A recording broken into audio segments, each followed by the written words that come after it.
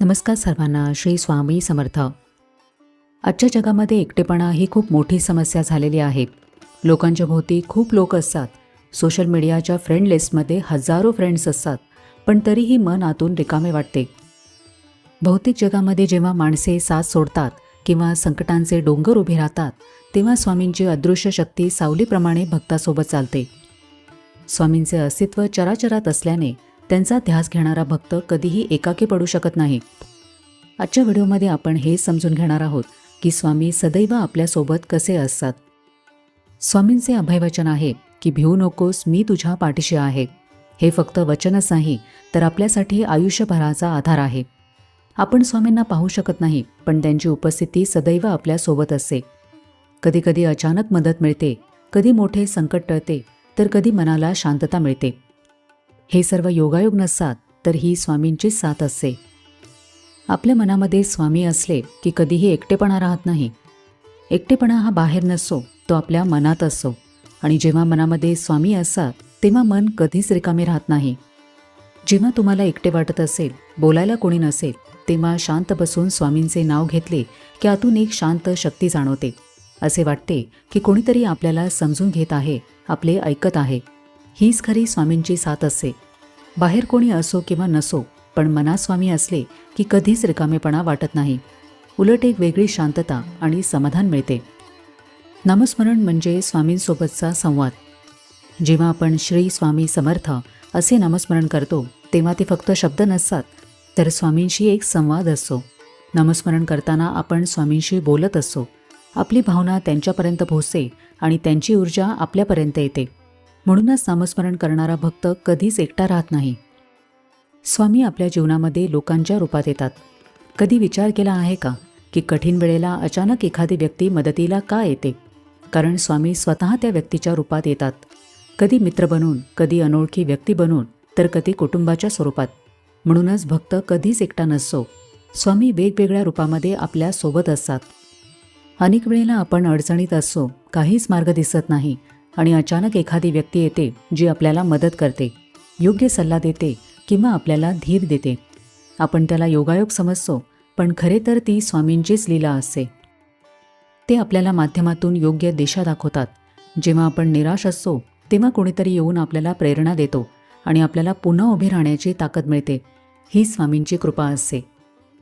स्वामी कोणत्या रूपात आपल्याला भेटतील हे आपण सांगू शकत नाही. जेव्हा ही जाणीव आपल्या मनात असते, तेव्हा भीती आणि एकटेपणा दूर होतो आणि आपण खात्रीने म्हणू शकतो की स्वामी नेहमी आपल्या सोबत असतात. संकटामध्ये स्वामी सर्वात जवळ असतात. जेव्हा जीवनात सगळे ठीक चालू असेल, तेव्हा आपल्याला स्वामींची जाणीव कमी होते. पण जेव्हा संकट येते, तेव्हा स्वामी खऱ्या अर्थाने आपल्या जवळ येतात. त्यावेळी मनाला धीर मिळतो, योग्य मार्ग दिसतो. आतून एक आवाज येतो की सगळे ठीक होईल. हा आवाज स्वामींचाच असतो.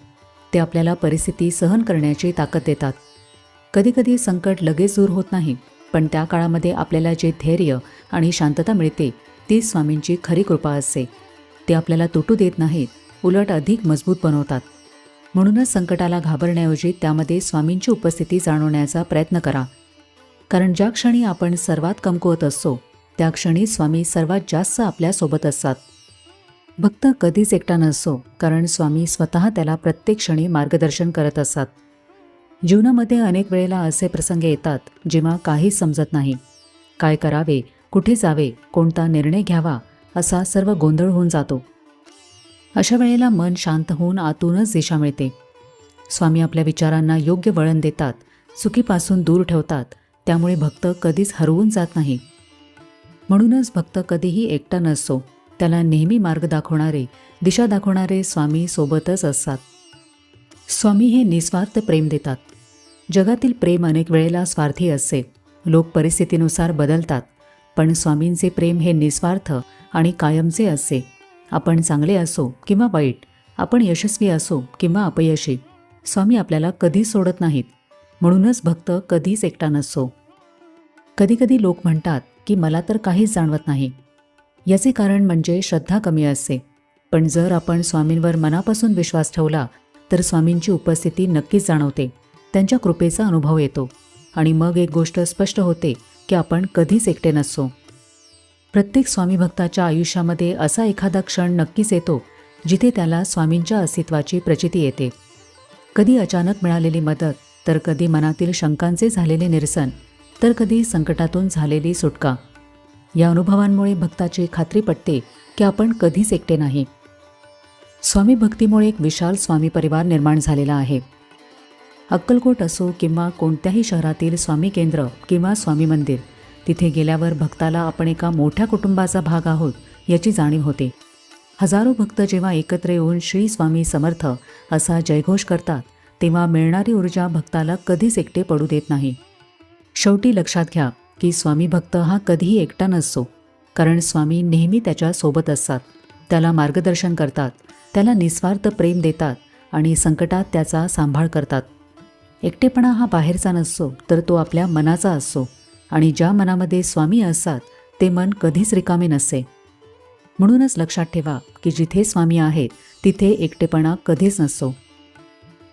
तर आजच्या व्हिडिओमध्ये आपण हे समजून घेतले की एकटेपणामध्ये स्वामी सदैव आपल्या कसे सोबत असतात. तर कसा वाटला आजचा व्हिडिओ हे मला कमेंट करून नक्की सांगा. आपण भेटूया आता पुढच्या व्हिडिओमध्ये.